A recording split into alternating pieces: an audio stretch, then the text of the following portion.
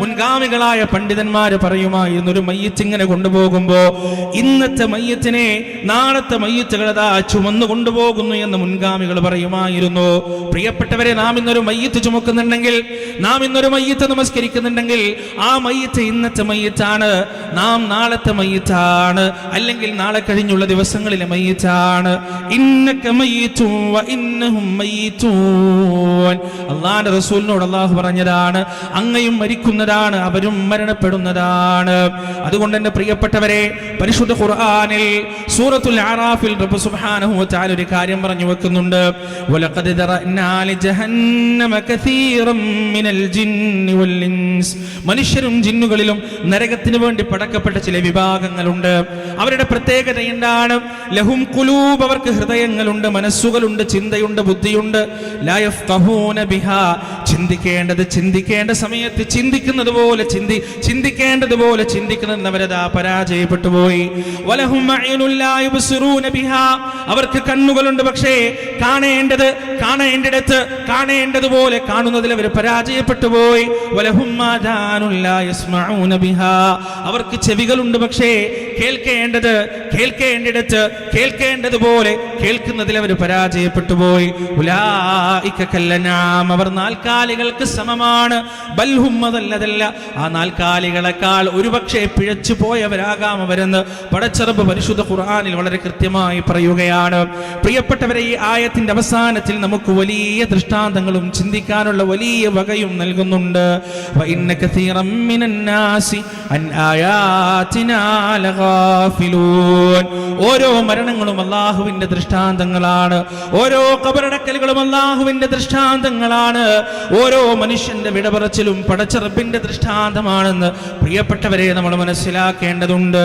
അല്ലാഹു സുബ്ഹാനഹു വ തആല ഖുർആനിൽ ഒട്ടനവധി ഇതുപോലെ ഇന്നലകളിൽ കഴിഞ്ഞുപോയ മനുഷ്യരുടെ ചരിത്രം നമുക്ക് പറഞ്ഞു തരുന്നുണ്ട്.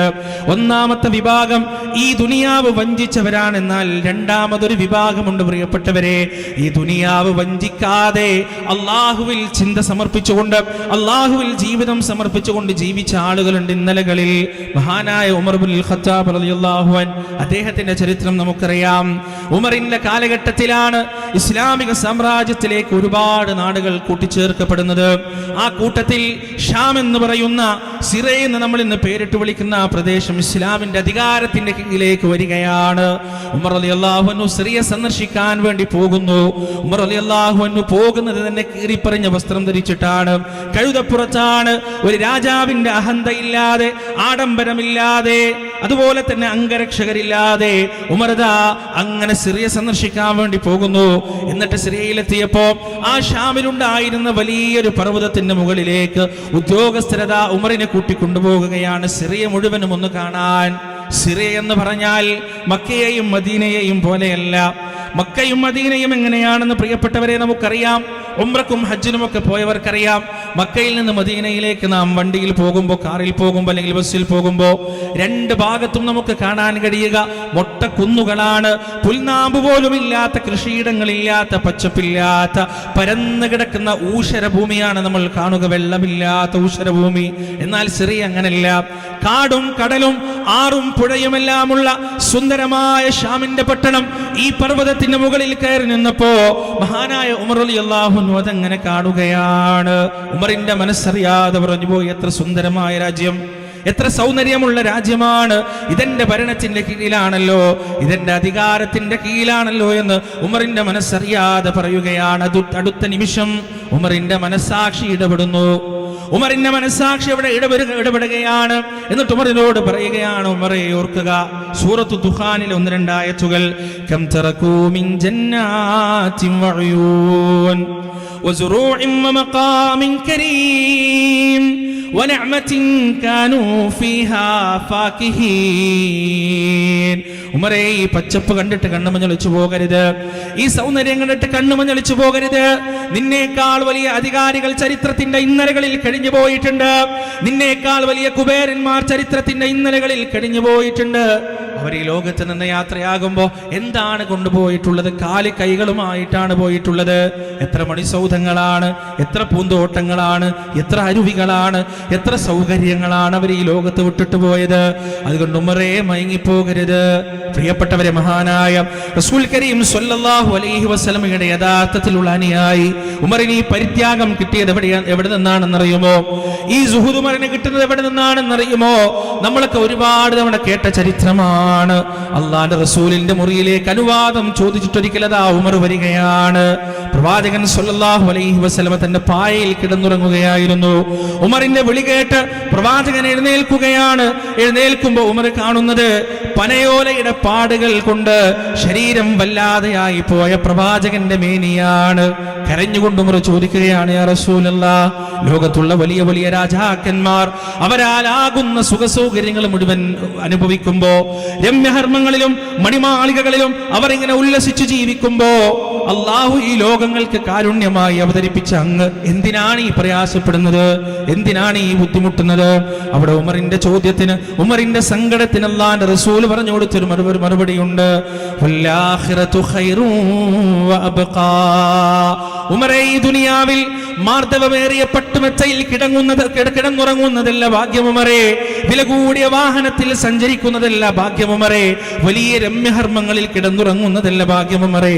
വല്ലാഖിറതു ഖൈറു വഅബ്ഖാ. വിചാരണ കഴിഞ്ഞ് കൂട്ടം കൂട്ടമായി സ്വർഗത്തിലേക്ക് പോകുമ്പോ ആ സ്വർഗവാസികളുടെ, ആ അബ്റാറുകളുടെ ഇടയിൽ സ്ഥാനം നേടിയെടുക്കാൻ സാധിക്കുമോ? അതാണ് ഭാഗ്യമുമറേ. അതാണ് ഏറ്റവും നല്ലത്. അതാണ് അവശേഷിക്കുന്നത്. ഉമർ ഹൃദയം കൊണ്ടായിരുന്നു. ഉമർ ആ വചനങ്ങൾ ഹൃദയത്തിൽ കോറിയിട്ടു. വർഷങ്ങൾക്കപ്പുറത്ത് ഉമറിന്റെ കയ്യിലേക്ക് അധികാരം വന്നപ്പോ അധികാരത്തിന്റെ ഉന്നതത്തിലിരിക്കുമ്പോഴും ഉമർ ഫക്കീറായി ജീവിച്ചു, മിസ്കീനായി ജീവിച്ചു. ആഡംബരമില്ലാതെ, അംഗരക്ഷകരില്ലാതെ, കൊട്ടാരമില്ലാതെ, സിംഹാസനമില്ലാതെ, അതുപോലെ തന്നെ ചെങ്കോലുകളില്ലാതെ, പരിവാരങ്ങളില്ലാതെ ഉമർ ജീവിച്ചു. ഏതുവരെ? പേർഷ്യയുടെയും റോമിന്റെയും ചക്രവർത്തിമാർ അമീറുൽ മുഅ്മിനീൻ ഖലീഫ ഉമറിനെ കാണുന്നതിന് വേണ്ടി, സന്ദേശങ്ങൾ കൈമാറുന്നതിന് വേണ്ടി ദൂതന്മാരെ പറഞ്ഞയച്ചു. മദീനയുടെ പ്രാന്തപ്രദേശത്ത്, മദീനയുടെ അതിർത്തിയിൽ വന്നുകൊണ്ട് ആ ദൂതന്മാർ ഉമറിനെ അന്വേഷിച്ചു. മദീനയുടെ അതിർത്തികളിൽ കളിച്ചുകൊണ്ടിരിക്കുന്ന കുട്ടികൾ ആ ദൂതന്മാരുടെ കൈപിടിച്ചുകൊണ്ട് കൊണ്ടുപോയി എവിടേക്ക്? പാറാവുകാരില്ലാത്ത, കൊട്ടാരമില്ലാത്ത, അംഗരക്ഷകരില്ലായ മരത്തിന്റെ ചോട്ടിൽ കിടന്നുറങ്ങുന്ന, കീറിപ്പറിച്ച വസ്ത്രം ധരിച്ച ഫക്കീറായ അമീറുൽ മുഅ്മിനീനെ കാണാൻ, ഉമറിനെ കാണാൻ, ഖലീഫ ഉമറിനെ കാണാൻ. എന്നിട്ട് അവർ അന്താളിച്ചു പോയി. ഇതാണോ ചക്രവർത്തി? ഇതാണോ രാജാവ്? ഇതാണോ അമീറുൽ മുഅ്മിനീൻ? ഇതാണോ ഖലീഫ? പ്രിയപ്പെട്ടവരെ, ഈ സുഹൂദ് കിട്ടിയത് എവിടെ നിന്നാണ്? ഈ പരിത്യാഗം കിട്ടിയത് എവിടെ നിന്നാണ്? പരിശുദ്ധ ഖുർആനിന്റെ വചനങ്ങളിൽ റബ്ബ് സുബ്ഹാനഹു വ തആല ആവർത്തിച്ച് നമുക്ക് പഠിപ്പിച്ചു തരികയാണ്. യഅലമൂ, നിങ്ങൾ അറിയണേ, നിങ്ങൾ മനസ്സിലാക്കണേ, പഠിക്കണേ. അള്ളാഹു ആണ് പറയുന്നത്, അന്നമാ, നിശ്ചയം, ഒരു കാര്യം വളരെ തീർച്ചപ്പെടുത്തിയിട്ടാണ് പടച്ചറബ് സംസാരിക്കുന്നത്. ഒരു കാര്യം നിങ്ങൾ അറിയണം, ഒരു കാര്യം നിങ്ങൾ മനസ്സിലാക്കണം. എന്താണ് മനസ്സിലാക്കേണ്ടത്? അൽ ഹയാത്തുദ് ദുനിയാ, ഈ ദുനിയാവിലെ ജീവിതം എന്ന് പറയുന്നത് 5 കാര്യങ്ങൾ മാത്രമാണ്. 5 കാര്യങ്ങൾ മാത്രമാണ്. എന്തൊക്കെയാണത്? ലഅബ്, കളിയാണ്. ലഹു, നേരം പോക്കാണ്. സീനത്ത്, സൗന്ദര്യമാണ്. തഫാഖുറും ബൈനക്കും, ഫഖർ, നടിക്കലാണ്. വതകാസുറും ഫിൽ അംവാലി വൽ ഔലാദ്, നേടിയെടുത്ത ധനത്തിന്റെയും സന്താനങ്ങളുടെയും പേരിൽ കസുറു, നടിക്കലാണ്. ലഇബാണ്, ലഹുവാണ്, സീനത്താണ്, ഫഖറാണ്, കസറാണ്. ഈ 5 കാര്യങ്ങൾ മാത്രമാണ് ഈ ദുനിയാവ്. എന്നിട്ട് ഈ 5 കാര്യങ്ങളെയും ഒരു ഉദാഹരണത്തിൽ അല്ലാഹു സുബ്ഹാനഹു വ തആല നമുക്ക് വിശദീകരിച്ചു തരികയാണ്. ഈ 5 കാര്യവും ഏതുപോലെയാണെന്നറിയുമോ? കമസലി ഗൈസ്, ഒരു മഴ പോലെയാണ്. വാനലോകത്ത് നിന്ന് ചൊരിയപ്പെടുന്ന ഒരു മഴ പോലെയാണ്. ആ മഴയുടെ പ്രത്യേകത എന്താണ്? അജബൽ കുഫാറ നബാതുഹു, ആ മഴ ഭൂമിയിലേക്ക് തട്ടിക്കഴിഞ്ഞാൽ അതൊരു പച്ചപ്പുണ്ടാക്കും. അതൊരു തരത്തിലുള്ള വസന്തമുണ്ടാക്കാനുണ്ട്. അജബൽ കുഫാറ നബാതു, കൃഷിയിടത്തിൽ ജോലി ചെയ്ത കൃഷിക്കാർക്ക് ആ പച്ചപ്പ് കാണുമ്പോൾ എന്തൊരാനന്ദമാണ്, എന്തൊരു സന്തോഷമാണ്. എന്നാൽ ആ പച്ചപ്പ് നിലനിൽക്കുമോ? കാലാവസ്ഥ മാറുകയാണ്. ശിശിരവും വസന്തവും ഹേമന്തവും വേനലും ഇങ്ങനെ മാറി വരുമ്പോ ആ പച്ചപ്പ് അങ്ങോട്ട് അപ്രത്യക്ഷമാകുന്നു. അതിന്റെ സൗന്ദര്യം മങ്ങുകയാണ്, അതിന്റെ സൗന്ദര്യം അവസാനിക്കുകയാണ്, അതിലേക്ക് അത് മാറാൻ തുടങ്ങുന്നു. എന്നിട്ട് അങ്ങനെ ഒരു പച്ചപ്പ് അവിടെ ഉണ്ടായിരുന്നു എന്ന് പോലും തിരിച്ചറിയാൻ പറ്റാത്ത വിധത്തിൽ അതതാ ഊഷരഭൂമിയായി മാറുകയാണ്. ഒരു പുൽനാമ്പ് പോലും ഇല്ലാത്ത മൊട്ടക്കുന്നുകളായി മാറുകയാണ്. വയനാട്ടിലേക്കൊക്കെ പോയ സമയം മഴക്കാലം കഴിഞ്ഞ ഉടനെ വലിയ പർവ്വതങ്ങൾ പച്ച പുതച്ചു നിൽക്കുന്നതായി കാണാൻ കഴിയും. പ്രിയപ്പെട്ടവരെ, കുറച്ചങ്ങോട്ട് വേനൽക്കാലമായി കഴിഞ്ഞാൽ ആ പച്ചപ്പ് മുഴുവൻ അപ്രത്യക്ഷമാകുകയാണ്. ദുനിയാവിനെ കുറിച്ച് പറഞ്ഞ ഈ 5 വിശേഷങ്ങൾ ഉണ്ടല്ലോ, നിങ്ങൾ അനുഭവിക്കുന്ന ആസ്വാദനങ്ങളാകട്ടെ, നിങ്ങളുടെ സൗന്ദര്യമാകട്ടെ, സമ്പത്താകട്ടെ, മക്കളാകട്ടെ, എല്ലാം അസ്തമിച്ചു പോകുന്നതാണ്. ഇന്നെന്റെ മുന്നിലിരിക്കുന്ന യുവാക്കൾ എൻ്റെ മുന്നിലിരിക്കുന്നുണ്ട്. ഏതാനും വർഷം കഴിഞ്ഞാൽ അവർ വൃദ്ധരാണ്. നമ്മുടെ മുന്നിൽ കളിച്ച് ചിരിച്ച് കളിക്കുന്ന കുട്ടികൾ ഏതാനും വർഷം കഴിഞ്ഞാൽ അവർ യുവാക്കളാണ്. ശൈശവത്തിൽ നിന്ന് ബാല്യത്തിലേക്കും, ബാല്യത്തിൽ നിന്ന് കൗമാരത്തിലേക്കും, കൗമാരത്തിൽ നിന്ന് യൗവനത്തിലേക്കും, യൗവനത്തിൽ നിന്ന് വാർദ്ധക്യത്തിലേക്കും, വാർദ്ധക്യത്തിൽ നിന്ന് അറുദലുൽ ഉമർ എന്ന് ഖുർആൻ വിശേഷിപ്പിച്ച പടുവാർദ്ധക്യത്തിലേക്കുമുള്ള ക്ഷിപ്രസഞ്ചാരത്തിന്റെ പേരാണ് പ്രിയപ്പെട്ടവരെ ഈ ജീവിതം എന്ന് പറയുന്നത്. ആ ആയത്ത് അല്ലാഹു സുബ്ഹാനഹു വ തആല അവസാനിപ്പിക്കുന്നത് വമൽ ഹയാത്തുദ് ദുനിയാ ഇല്ലാ മതാഉൽ ഗുറൂർ. ഈ ദുനിയാവിലെ ജീവിതം വഞ്ചനയാണ്, ഈ ദുനിയാവിലെ ജീവിതം ചതിയാണ്. നിങ്ങൾ കാണുന്നത് യാഥാർത്ഥ്യങ്ങളല്ല, നിങ്ങൾ കാണുന്ന ഒരിക്കലും അനശ്വരമല്ല, നശ്വരമാണ്. എന്തൊക്കെ സൗകര്യങ്ങൾ ഇവിടെ കിട്ടിയാലും അതൊന്നും ഒരിക്കലും ശാശ്വതമല്ല. അതുകൊണ്ട് ദുനിയാവിലെ ജീവിതത്തിൽ നിങ്ങൾ മയങ്ങിപ്പോകരുത്. വഗറത്തുഹുൽ ഹയാത്തുദ് ദുനിയാ, ഈ ദുനിയാവിലെ ജീവിതം അവർ വഞ്ചിച്ചു കളഞ്ഞു എന്ന് പടച്ചറബ് പറഞ്ഞു തന്ന ഈ ദുനിയാവിലെ ജീവിതത്തിൽ പ്രിയപ്പെട്ടവരെ മരണത്തെ മറന്നൊരവസ്ഥയിലേക്ക് നാം എത്തിച്ചേരാൻ പാടില്ല. സൂറത്തുൽ ആല ഇമ്രാനിൽ വളരെ സുന്ദരമായ ഒരു വചനത്തിലൂടെ അല്ലാഹു അത് വിശദീകരിക്കുന്നുണ്ട്. കുല്ലു നഫ്സിൻ ദാഇഖത്തുൽ മൗത്ത്, എല്ലാ ശരീരങ്ങളും മരണം ആസ്വദിക്കുന്നതാണ്, അനുഭവിക്കുന്നതാണ്. ദാഇഖ എന്ന് പറഞ്ഞാൽ രുചിച്ചു എന്നാണ് അതിന്റെ അർത്ഥം. എല്ലാ ശരീരങ്ങളും ആണാകട്ടെ പെണ്ണാകട്ടെ പണക്കാരനാകട്ടെ പണിക്കാരനാകട്ടെ മൃഗമാകട്ടെ മത്സ്യമാകട്ടെ പക്ഷിയാകട്ടെ പ്രാണികളാകട്ടെ ജനിച്ചിട്ടുണ്ടോ മരണമെന്ന പ്രതിഭാസം ഉറപ്പാണ്. നാളെ ഞാൻ ജീവിക്കുമെന്ന് എനിക്ക് ഉറപ്പ് പറയാൻ കഴിയുകയില്ല, എന്നാൽ ഞാനൊരു ദിനം മരിക്കുമെന്ന് ഉറപ്പ് പറയാൻ സാധിക്കും. വജാഅത് സക്റത്തുൽ മൗതി ബിൽ ഹഖ് ദാലിക മാ കുൻത മിൻഹു തഹീദ്. ഈ പ്രപഞ്ചത്തിന്റെ ഏറ്റവും വലിയ സത്യമായ മരണം അതിന്റെ സക്കറാത്തും കൊണ്ടുവരുമ്പോ എന്ന് പരിശുദ്ധ ഖുർആനിൽ അല്ലാഹു സുബ്ഹാനഹു വ തആല വിവരിച്ചു തരികയാണ്. പ്രിയപ്പെട്ടവരെ, ഖുർആൻ നമുക്കറിയാത്ത അഭൗതിക ലോകത്തുള്ള ഒരുപാട് കാര്യങ്ങൾ പറഞ്ഞു തരാനുള്ള ഗ്രന്ഥമാണ് പരിശുദ്ധ ഖുർആൻ. നമ്മുടെ മരണത്തെക്കുറിച്ച് ഖുർആൻ സംസാരിച്ചിട്ടുണ്ട്. ആ മരണത്തിന്റെ അവസ്ഥയിൽ നമുക്കിന്ന് കാണാൻ പറ്റാത്ത പല കാര്യങ്ങളും കാണാൻ പറ്റുമെന്ന് ഖുർആൻ നമുക്ക് പഠിപ്പിച്ചു തന്നിട്ടുണ്ട്. ലഖദ് കുൻത ഫീ ഗഫ്ലത്തിൻ മിൻ هذا فكشفنا عنك غطاءك فبصرك اليوم حديد. അശ്രദ്ധരായിരുന്നു നമ്മൾ. 2 ഭാഗത്തോളത്തും ഇരുന്നു കൊണ്ട് റഖീബ് അതീദ് സദാ എഴുതിക്കൊണ്ടിരിക്കുന്നുണ്ട്, നമ്മൾ കാണുന്നില്ല. ഹഫദത്തിന്റെ മലക്കുകൾ നമ്മുടെയും നമ്മുടെ മക്കളുടെയും ചുറ്റിലും സദാ സഞ്ചരിക്കുന്നുണ്ട്, നാം അത് കാണുന്നില്ല. എന്നാൽ മരണത്തിന്റെ സമയത്ത് പ്രിയപ്പെട്ടവരെ നമ്മുടെ കണ്ണിന്റെ മൂടി അങ്ങ് എടുത്തു മാറ്റുന്നതാണ്. 2 അവസ്ഥയാണ് മരണത്തിന് അല്ലാഹു പരിചയപ്പെടുത്തിയിട്ടുള്ളത്. ഒന്നാമത്തെ അവസ്ഥ ഏതാണെന്നറിയുമോ? സൂറത്തുൽ ഫജ്റിന്റെ അവസാന ഭാഗത്ത് റബ്ബ് സുബ്ഹാനഹു വ തആല വിവരിക്കുന്നുണ്ട്. യാ അയ്യതുഹൻ നഫ്സുൽ മുത്മഇന്ന, അല്ലയോ സമാധാനമടഞ്ഞ ആത്മാവേ. മലക്കുകളുടെ അഭിസംബോധനയാണ്. ഇർജിഇ ഇലാ റബ്ബികി റാദിയതൻ മർദിയ. 3 ക്വാളിറ്റികളാണ് ഇവിടെ പറഞ്ഞത്. ഈ 2 ആയത്തുകളിൽ മരിക്കുന്ന മുഅ്മിനിന് 3 ക്വാളിറ്റികൾ ഉണ്ടാകുമെന്നാണ് പറഞ്ഞത്. അതിൽ ഒന്നാമത്തെ ക്വാളിറ്റി എന്താണ്? മുത്മഇന്നാണ്.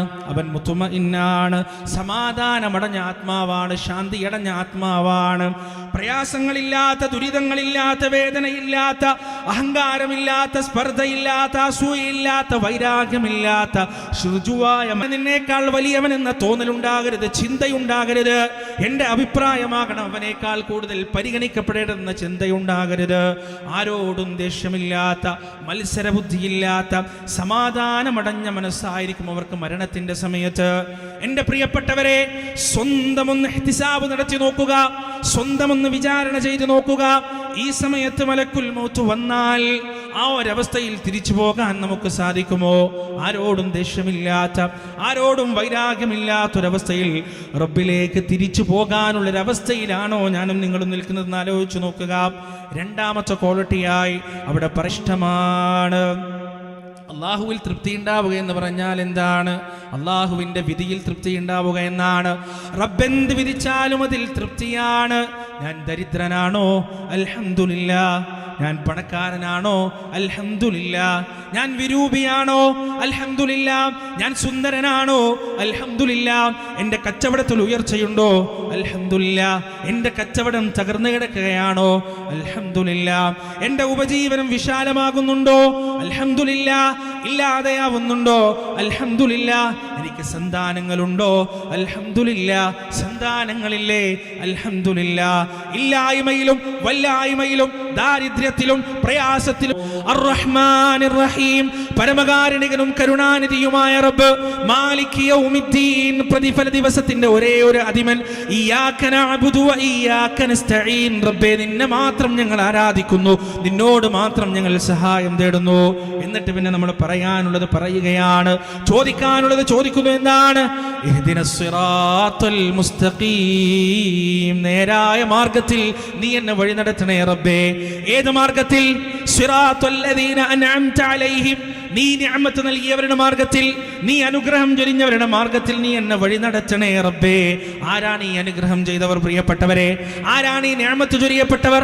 വമൻ യുത്ഇല്ലാഹ വറസൂൽ, ആരാണോ അല്ലാഹുവിനെയും പ്രവാചകനെയും അനുസരിച്ചത്, ഫൗലായിക മഅല്ലദീന അൻഅമല്ലാഹു അലൈഹിം മിനൻ നബിയ്യീന വസ്സിദ്ദീഖീന വശുഹദാഇ വസ്സാലിഹീൻ വഹസുന ഉലൈക റഫീഖാ. അവർ അമ്പിയാക്കളുടെ കൂടെയാണ്, സിദ്ദീഖുകളുടെ കൂടെയാണ്, ശുഹദാക്കളുടെ കൂടെയാണ്, അതുപോലെ തന്നെ രക്തസാക്ഷികളുടെ കൂടെയാണ്. പ്രിയപ്പെട്ടവരെ, ഫദ്ഖുലി ഫീ ഇബാദി എന്ന് റബ്ബ് പറയുമ്പോൾ, മരിക്കുന്ന ഒരു മനുഷ്യനോട് റബ്ബ് അത് പറയുമ്പോൾ അള്ളാഹു ഉദ്ദേശിക്കുന്നത് ഈ പറയുന്ന അടിമകളെയാണ്. അല്ലദീന അൻഅമല്ലാഹു അലൈഹിം മിനൻ നബിയ്യീന വസ്സിദ്ദീഖീന വശുഹദാഇ വസ്സാലിഹീൻ. സദ്വൃത്തരുടെ കൂടെ റബ്ബേ, രക്തസാക്ഷികളുടെ കൂടെ റബ്ബേ, സത്യവാന്മാരുടെ കൂടെ റബ്ബേ, പ്രവാചകന്മാരുടെ കൂടെ റബ്ബേ. അങ്ങനെ ആ കൂട്ടത്തിലാണ് എന്നെ ഉൾപ്പെടുത്തേണ്ടത്. അതുകൊണ്ട് എന്നെ പ്രിയപ്പെട്ടവരെ, ഇന്ന് തൊട്ട് നമസ്കാരത്തിൽ കൈകെട്ടിക്കൊണ്ട് ഫാത്തിഹ സൂറത്ത് ഓതുമ്പോ സിറാത്തുല്ലദീന അൻഅംത അലൈഹിം എന്ന് നിങ്ങൾ പാരായണം ചെയ്യുമ്പോ നിങ്ങളുടെ മരണത്തിന്റെ സമയം നിങ്ങളുടെ മനസ്സിലേക്ക് ഓടി വരണം. നിങ്ങളുടെ മരണത്തിന്റെ സമയത്തുള്ള ആ രംഗങ്ങൾ മനസ്സിലേക്ക് ഓടി വരണം. എന്നിട്ട് റബ്ബിനോടുള്ള പ്രാർത്ഥന, റബ്ബേ, നീ ഖുർആനിൽ പറഞ്ഞ സ്വാലിഹീങ്ങളുടെ കൂടെ, ശുഹദാക്കളുടെ കൂടെ, അമ്പിയാക്കളുടെ കൂടെ, സത്യവാന്മാരുടെ കൂടെ എന്നെ നീ ഉൾപ്പെടുത്തണേ റബ്ബേ. അവസാനം മരണത്തിലേറി ഞാൻ നിന്നിലേക്ക് തിരിച്ചു വരുമ്പോ അല്ലാ, തിരിച്ചുവരവ് ഈ പറയുന്ന വാക്കുകൾ കേട്ടുകൊണ്ടാകാൻ എന്നെ അനുഗ്രഹിക്കണേ റബ്ബേ. ഫദ്ഖുലി ഫീ ഇബാദി. അവസാനമായി അല്ലാഹ്ക്ക് പറയാനുള്ളത് എന്താണ്? ഫദ്ഖുലി ജന്നതി, എൻ്റെ സ്വർഗത്തിലേക്ക് പ്രവേശിച്ചു കൊള്ളുക. പ്രിയപ്പെട്ടവരെ, മരണത്തോടുകൂടി ജീവിതം അവസാനിക്കുന്നില്ല. ഈ ദുനിയാവിലെ ജീവിതಕ್ಕೆ തിരശ്ശീല വീഴുന്നതോടൊപ്പം പിറകിലുള്ള ബർസഖിന്റെ ജീവിതത്തിലേക്കുള്ള തിരശ്ശീല പൊങ്ങുകയാണ്. വിശാലമായ ജീവിതമാണ് നമുക്ക് പോകാനുള്ളത്, ബർസഖിലേക്കാണ്. മനുഷ്യ ജീവിതത്തിന്റെ ഘട്ടങ്ങളെക്കുറിച്ച് പരിശുദ്ധ ഖുർആനും തിരുഹദീസും നമുക്ക് പരിചയപ്പെടുത്തി തന്നിട്ടുണ്ട്. ഒന്നാമത്തെ ലോകം എന്ന് പറയുന്നത് ആത്മാക്കളുടെ ലോകമാണ്, ആലമുൽ അർവാഹാണ്. രണ്ടാമത്തെ ലോകം എന്ന് പറയുന്നത് അജ്ഞാതമായ കാലഘട്ടമാണ്. ഹൽ അതാ അലൽ ഇൻസാനി ഹീനും മിനദ് ദഹ്രി ലം യകുൻ ഷൈഅൻ മദ്കൂറാ. ഓർക്കപ്പെടാൻ പറ്റാത്തൊരു അവസ്ഥയിൽ മനുഷ്യ ജീവിതങ്ങൾ കഴിഞ്ഞു പോയിട്ടുണ്ട്. മൂന്നാമത്തെ ഘട്ടം എന്ന് പറയുന്നത് അള്ളാഹുവിന്റെ ഇടപെടൽ കൊണ്ട് ഉമ്മയുടെയും വാപ്പയുടെയും ശരീരത്തിൽ പപ്പാതിയായും പിന്നീട് ഉമ്മയുടെ ഗർഭപാത്രത്തിനകത്ത് പൂർണ്ണമായും റബ്ബ് നമ്മെ സ്വാംശീകരിക്കുന്ന മൂന്നാമത്തെ ഘട്ടമാണ്. പരീക്ഷണത്തിന്റെ ഘട്ടം എന്ന് പറയുന്നത് അല്ലദീ ഖലഖൽ മൗത വൽ ഹയാത ലിയബ്ലുവകും അയ്യുക്കും അഹ്സനു അമലാ. ഈ ജീവിതത്തിലേക്ക് നമ്മെ ഒരുക്കുന്നതാണ് കഴിഞ്ഞ കാലഘട്ടത്തിലെ ഘട്ടങ്ങൾ എന്ന് പറയുന്നത്. ഈ ജീവിതത്തിന്റെ നമ്മുടെ പ്രവർത്തനങ്ങൾക്കനുസരിച്ചാണ് വരാൻ പോകുന്ന ഘട്ടങ്ങൾ ഇരിക്കുന്നത് പ്രിയപ്പെട്ടവരെ. ഇനി ഓരോ ഘട്ടങ്ങളും പ്രയാസം കൂടിയതാണ്. ഈ ദുനിയാവിലെ ജീവിതം പോലെയല്ല ഖബർ ജീവിതം, അതിനേക്കാൾ പ്രയാസമാണ്. ഉമ്മയുടെ ഗർഭപാത്രത്തിനകത്ത് കിടക്കുന്നത് പോലെയല്ല ഒരിക്കലും ഖബർ ജീവിതം എന്ന് പറയുന്നത്. മാശറ എന്നത് ഖബറിനേക്കാൾ പ്രയാസമുള്ളതാണ്. വമിൻ വറാഇഹിം ബർസഖുൻ ഇലാ യൗമി യുബഅസൂൻ. ഇസ്രാഫീൽ രണ്ടാമത്തെ തവണ കാഹളത്തിൽ ഊതുന്നവരെ ഖബറിൽ ജീവിതമുണ്ട് പ്രിയപ്പെട്ടവരെ.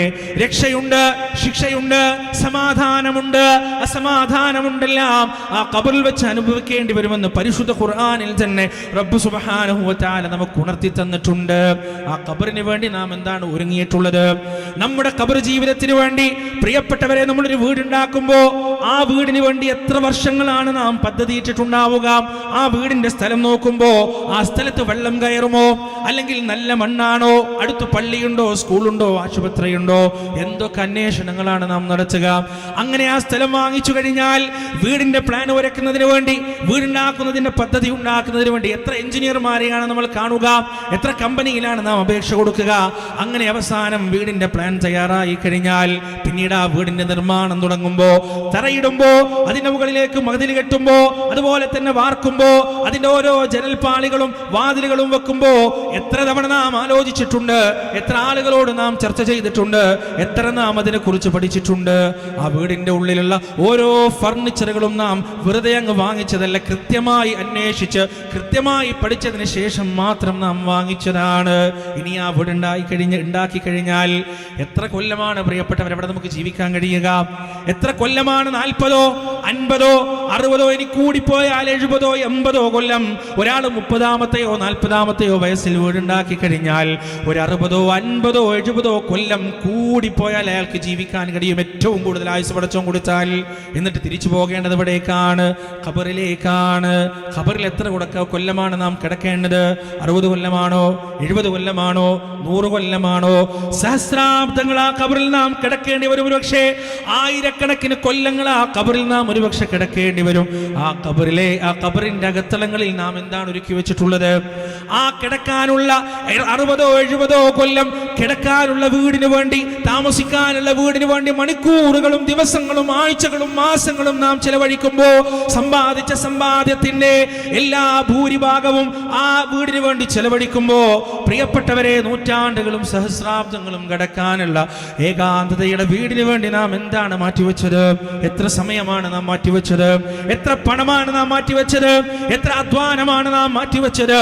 പണ്ടുള്ള ആളുകൾ പറയുമല്ലോ, ഖബറെന്ന് കേട്ടാൽ തൽക്ഷണം ഞെട്ടേണ്ടതാ,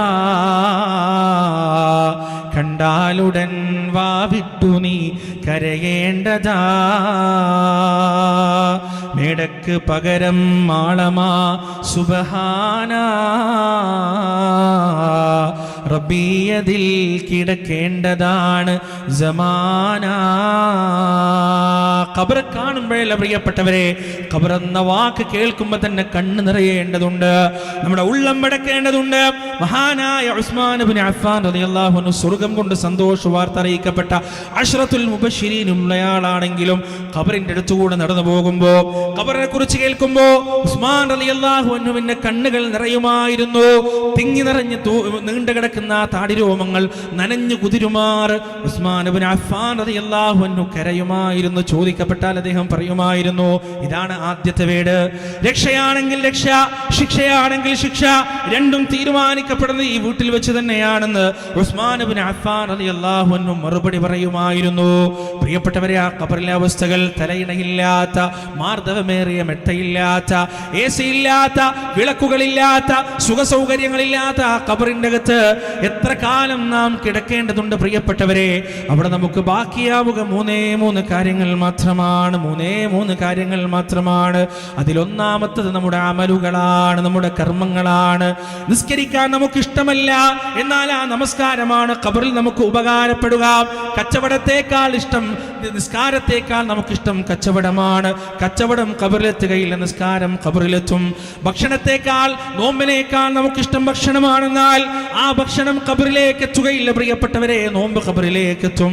എന്താണോ നാം ഇവിടെ വിമുഖത കാണിച്ചു കൊണ്ടിരിക്കുന്ന കാര്യം, മടി കാണിച്ചു കൊണ്ടിരിക്കുന്ന വിഷയം എന്താണോ, ആ മടി കാണിച്ചു കൊണ്ടിരിക്കുന്ന വിഷയം മാത്രമേ ഖബറിലേക്ക് ഒഴുകിയെത്തുകയുള്ളൂ എന്ന് അള്ളാഹുവിന്റെ റസൂൽ നമുക്ക് പഠിപ്പിച്ചു തരികയാണ്.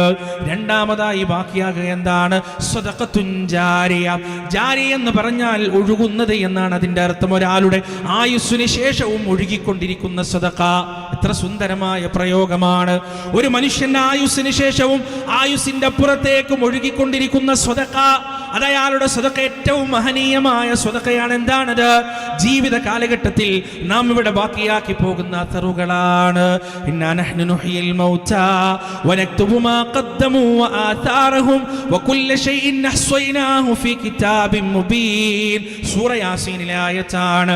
മഹാനായ ഡോക്ടർ ഉസ്മാൻ സാഹിബ് മരിക്കാൻ കിടക്കുമ്പോ അദ്ദേഹം അങ്ങനെ കരയുകയാണ്. അദ്ദേഹത്തിന്റെ കണ്ണങ്ങനെ നിറഞ്ഞൊഴുകുകയാണ്. ആളുകൾ ചോദിക്കുന്നു, എന്താണ് ഡോക്ടർ നിങ്ങൾ ഇങ്ങനെ കരയുന്നത്, നിങ്ങളെ സങ്കടപ്പെടുത്തുന്നത് എന്താണെന്ന് ചോദിച്ചപ്പോ അദ്ദേഹം മറുപടി പറയുകയാണ്, ഈ ആയത്താണ് ഓതുന്നത്. ഇന്നാ നഹ്നു നുഹ്യിൽ മൗതാ വനക്തുബു മാ ഖദ്ദമു വആതാറഹും.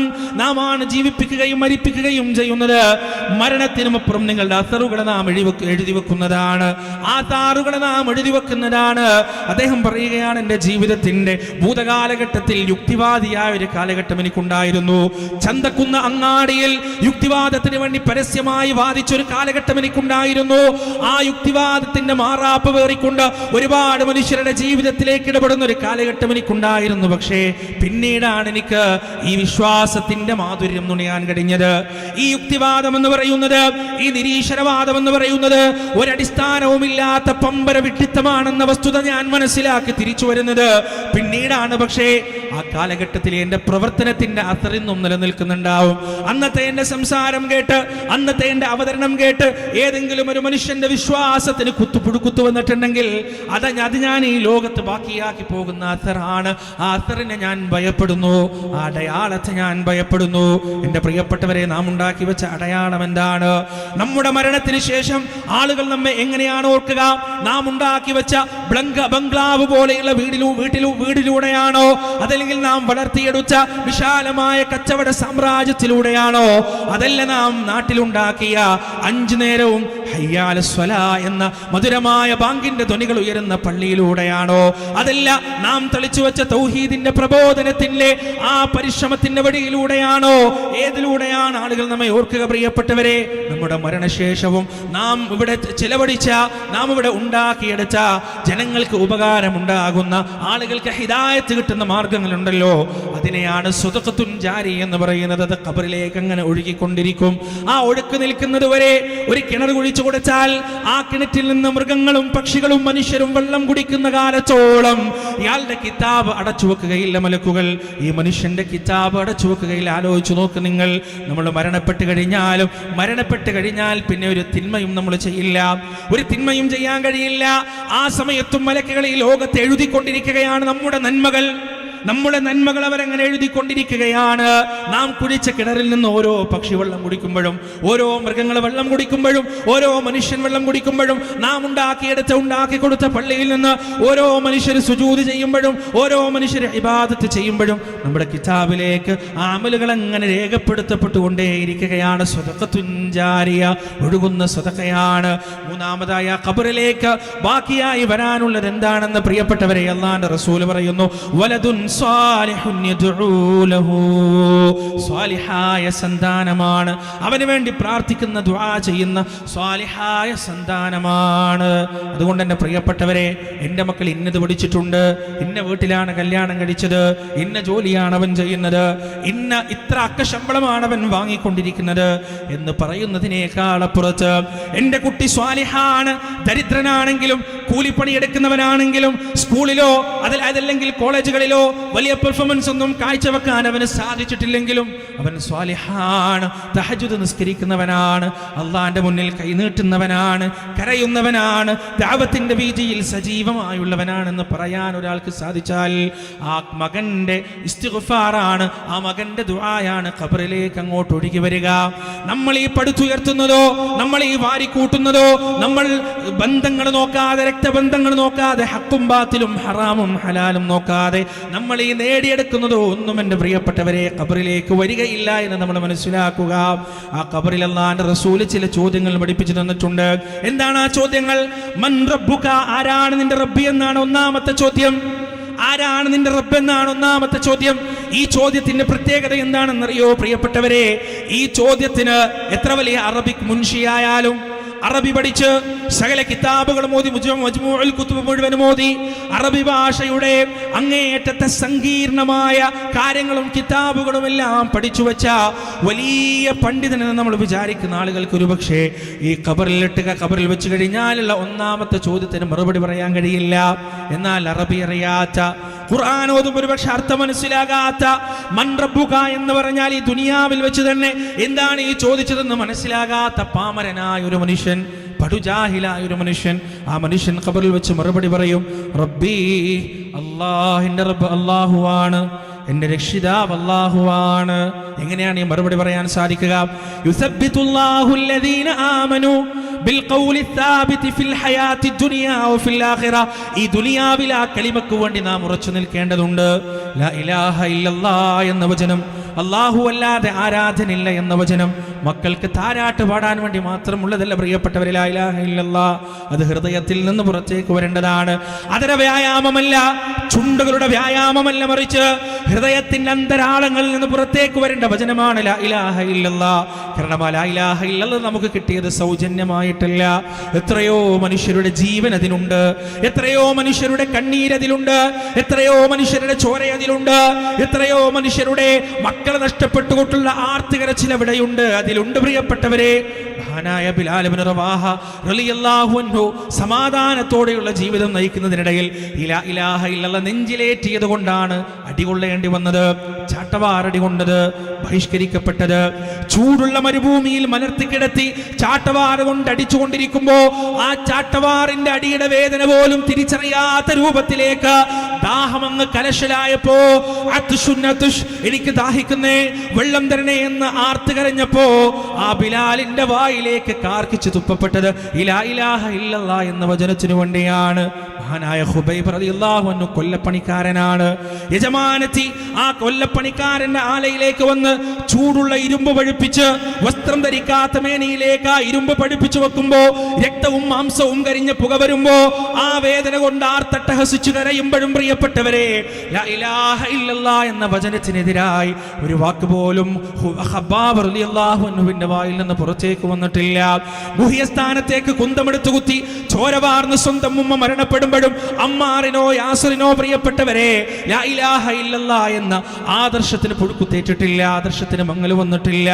പതിനായിരക്കണക്കിന് സ്വഹാബികൾ, പതിനായിരക്കണക്കിന് മനുഷ്യർ, എത്രയോ മുസ്ലിം ഉമ്മത്ത് അവരുടെ ജീവിതവും ജീവനും നൽകി പതിറ്റാണ്ടുകളും നൂറ്റാണ്ടുകളും സഹസ്രാബ്ദങ്ങളും കടന്ന് നമ്മുടെ കയ്യിലേക്ക് എത്തിയതാണ് പ്രിയപ്പെട്ടവരെ ലാ ഇലാഹ ഇല്ലല്ലാഹ് എന്ന വചനം. അത് താരാട്ട് പാടാൻ വേണ്ടി മാത്രമുള്ളതല്ല. ആ താരാട്ട് പാടുമ്പോൾ ഹൃദയത്തിൽ നിന്ന് പുറത്തേക്ക് വരേണ്ടതാണ്.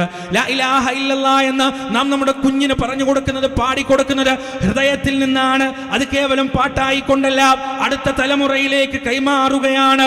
അടുത്ത തലമുറയിലേക്ക് പുഴുക്കുത്തേറ്റാത്ത രീതിയിൽ, ഒരു തരത്തിലുള്ള മങ്ങലും വരാത്ത രീതിയിൽ ഈ ലോകത്തിന്റെ സൃഷ്ടാവ് അല്ലാഹു മാത്രമാണ്, പ്രപഞ്ചനാഥൻ മാത്രമാണ് ആരാധനക്കർഹൻ. പ്രിയപ്പെട്ടവരെ ആ ഒരു ആശയമാണ് യഥാർത്ഥത്തിൽ നാം തലമുറയിലേക്ക് കൈമാറുന്നത് താരാട്ടുപാട്ടിലൂടെ, അതുപോലെ തന്നെ മറ്റു കവിതകളിലൂടെയും കഥകളിലൂടെയെല്ലാം മക്കളിലേക്ക് നാം കൈമാറുന്നത് അടുത്ത തലമുറയിലേക്കുള്ള സന്ദേശമാണ്. ആ സന്ദേശം ഹൃദയത്തിൽ രൂഢമൂലമായിട്ടുണ്ടെങ്കിൽ മാത്രമേ ഖബറിലെ അമൻ റബ്ബുക എന്ന ചോദ്യത്തിന് യഥാർത്ഥത്തിൽ മറുപടി പറയാൻ നമുക്ക് സാധിക്കുകയുള്ളൂ. ലാ ഇലാഹ ഇല്ലല്ലാഹ്ക്കെതിരായ ഒരു പ്രവണതയും നമ്മുടെ ജീവിതത്തിൽ ഉണ്ടാകരുത്, ഒരു ചിന്തയും നമ്മുടെ ജീവിതത്തിൽ ഉണ്ടാകരുത്. ജീവിതത്തിൽ പ്രയാസം വരുമ്പോ അല്ലാഹു പറയുകയാണ്, ഇദാ സഅലക ഇബാദി عبادي عني فإني قريب أجيب دعوة الداع إذا دعان. എൻ്റെ അടിമകൾ എന്നെ കുറിച്ച് അങ്ങയോട് ചോദിക്കുമ്പോ പറഞ്ഞു കൊടുക്കണം നബിയെ, ഞാൻ സമീപസ്ഥനാണ്, അടുത്തുള്ളവനാണ്. ഉജീബു ദഅവത ദാഇ ഇദാ ദഅൻ. അർത്ഥിക്കുന്നവനോട് അർത്ഥന നടത്തുമ്പോ ആ അർത്ഥനക്ക് ഉത്തരം നൽകുന്നവനാണ് ഞാൻ. അലൈസല്ലാഹു ബികാഫിൻ അബദ. അല്ലാഹുവിന്റെ അടിമക്കവൻ മതിയായവനല്ലേ? അലൈസല്ലാഹു ബികാഫിൻ അബദ. അല്ലാഹുവിന്റെ അടിമക്കവൻ മതിയായവനല്ലേ എന്ന് പടച്ചറബ് ചോദിക്കുമ്പോ പ്രിയപ്പെട്ടവരെ അല്ലാഹു പറയുന്നു, ومن أضل ممن يدعو من دون الله من لا يستجيب له إلى يوم القيامة وهم عن دعائهم غافلون. ഖിയാമത്ത് നാൾ വരെ ഉത്തരം ചെയ്യാത്ത അല്ലാഹുവിന് പുറമെയുള്ളവരെ വിളിച്ചു പ്രാർത്ഥിക്കുന്നവരേക്കാൾ വഴി പിഴച്ചു പോയവൻ ആരാണുള്ളത്? വഴികെട്ട് പോയവൻ ആരാണുള്ളത്? അതുകൊണ്ട് തന്നെ പ്രിയപ്പെട്ടവരെ, രോഗം വരുമ്പോ, രോഗം വന്ന ആശുപത്രിയിലേക്ക് നാം പോകുമ്പോ ഡോക്ടറെ കാണിച്ചു കഴിഞ്ഞാലും നമ്മളൊരു വിളിക്കാനുണ്ട്. ഡോക്ടറെ കാണിച്ചാൽ മാത്രം രോഗം മാറില്ല എന്ന് നമുക്കറിയാം. ആ ഡോക്ടർക്ക് മുകളിൽ ഒരു ഇടപെടൽ ആവശ്യമുണ്ട്, അത് അല്ലാഹു മാത്രമാണ്. ഡോക്ടറെ കാണിച്ചതിന് ശേഷവും മൊയ്‌ദീൻ ശൈഖിനെ വിളിക്കുന്ന ഒരു അവസ്ഥ നമ്മുടെ ജീവിതത്തിൽ ഉണ്ടാകരുത്. മമ്പ്രത്ത് തങ്ങളെ വിളിക്കുന്ന ഒരു അവസ്ഥ നമ്മുടെ ജീവിതത്തിൽ ഉണ്ടാവരുത്. CM മടവൂരിനെ വിളിക്കുന്ന ഒരു അവസ്ഥ നമ്മുടെ ജീവിതത്തിൽ ഉണ്ടാവരുത്. ആ ഡോക്ടറുടെയും അപ്പുറത്ത് എനിക്ക് കിട്ടാനുള്ളത് എൻ്റെ റബ്ബിന്റെ അടുത്തു നിന്ന് മാത്രമാണ്, എൻ്റെ രക്ഷിതാവിന്റെ അടുത്തു നിന്ന് മാത്രമാണ്. അവന്റെ അടുത്ത് നിന്നല്ലാതെ ഒരു സഹായവും എനിക്ക് കിട്ടാനില്ല. ഇതാണ് പ്രിയപ്പെട്ടവരെ ലാ ഇലാഹ ഇല്ലല്ലാഹ്. ജീവിതത്തിൽ എന്തൊക്കെ പരീക്ഷണങ്ങൾ വന്നാലും, എന്തൊക്കെ ബുദ്ധിമുട്ടുകൾ വന്നാലും, ആ ബുദ്ധിമുട്ടുകൾ നിവർത്തി തരാൻ, ആ ബുദ്ധിമുട്ടുകൾ പരിഹരിച്ചു തരാൻ എൻ്റെ രക്ഷിതാവ് മാത്രമേ, എൻ്റെ റബ്ബ് മാത്രമേ എന്നോടൊപ്പമുള്ളൂ എന്ന അചഞ്ചലമായ വിശ്വാസമാണ്. ആ വിശ്വാസം ഹൃദയത്തിൽ ഉണ്ടെങ്കിൽ മാത്രമേ മൻ റബ്ബുക, ആരാണ് നിന്റെ റബ്ബെന്ന് ചോദിക്കുമ്പോ റബ്ബി അല്ലാഹ്, അല്ലാഹുവാണ് എൻ്റെ റബ്ബെന്ന് മറുപടി പറയാൻ സാധിക്കുകയുള്ളൂ. പ്രിയപ്പെട്ടവരെ, ആ ഖബർ ജീവിതത്തിന് വേണ്ടി, ആ ഖബറിലെ ചോദ്യത്തിന് വേണ്ടി, ആ ഖബറിലെ രക്ഷയ്ക്ക് വേണ്ടി ഒരുങ്ങാൻ നമുക്ക് സാധിക്കേണ്ടതുണ്ട്. ആ ഖബർ ജീവിതം അവസാനിക്കുന്നത് പ്രിയപ്പെട്ടവരെ എപ്പോഴാണ്? ഇസ്രാഫീൽ അലൈഹിസ്സലാത്തു വസ്സലാം രണ്ടാമത്തെ തവണ കാഹളത്തിൽ ഊതുമ്പോഴാണ്. രണ്ടാമത്തെ തവണ കാഹളത്തിൽ ഊതുമ്പോ ഈ ദുനിയാവ് മുഴുവൻ അല്ലാഹു സുബ്ഹാനഹു വ തആല പ്രത്യേകമായ തരത്തിലേക്ക് മാറ്റുമെന്ന് പരിശുദ്ധ ഖുർആൻ. വ ഇന്നാ ലജാഇലൂന മാ അലൈഹാ സുഈദൻ ജുറുസാ. ദുനിയാവ് മുഴുവൻ വെലുവെടുത്ത മണൽപ്പരപ്പ് മാത്രമുള്ള ഒരവസ്ഥയിലേക്ക് അല്ലാഹു സുബ്ഹാനഹു വ തആല മാറ്റും. എവിടെ നിന്നാണ് നമ്മൾ ഉയർത്തെഴുന്നേൽക്കുക? നമ്മുടെ നാട്ടിൽ എവിടെയാണോ നമ്മുടെ ഖബറടക്കിയത്, ഈ രാമന്തളി പ്രദേശത്തുകാരുടെ ഖബർ എവിടെയാണോ, അവരുടെ മയ്യത്ത് മറമാടുന്ന എവിടെയാണോ, അതേ ഖബർസ്ഥാനിൽ നിന്നാണ് ഇസ്രാഫീൽ അലൈഹിസ്സലാത്തു വസ്സലാം രണ്ടാമത്തെ തവണ കാഹളത്തിൽ ഊതുമ്പോൾ നമ്മളിങ്ങനെ എഴുന്നേറ്റ് വരിക. അല്ലാഹുവിന്റെ വെളിയാളത്തിലേക്ക്